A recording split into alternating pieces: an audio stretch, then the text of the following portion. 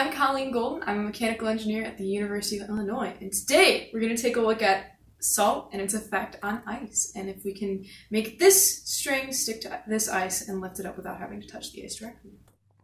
In this project, we will analyze the effect of salt on ice in order to lift a piece of ice without touching it.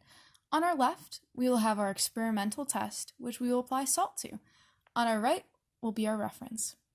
We will first lay the string across both pieces of ice.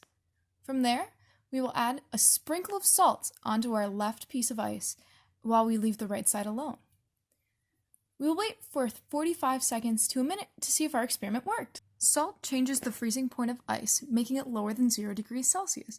The freezing point is the temperature at which a liquid turns into a solid when cooled. When you sprinkle salt over ice, it dissolves in the thin layer of water above the ice. Since salt water freezes at a lower temperature, the area around the salt will begin to melt and absorb heat in the process. The area will quickly cool and eventually freeze over and trap the string under a layer of ice.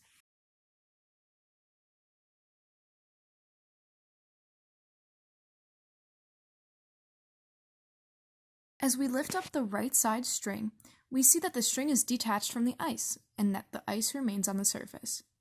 As we lift up the left side string, we see that the string lifts up with the ice as well. We know that ice melts when it's surrounded by air that is greater than 0 degrees Celsius. But in order for us to lift it up without touching it, we need to use salt to melt just a small bit that will then refreeze over the string. Can you think of any examples when we use salt in the real world to dissolve ice?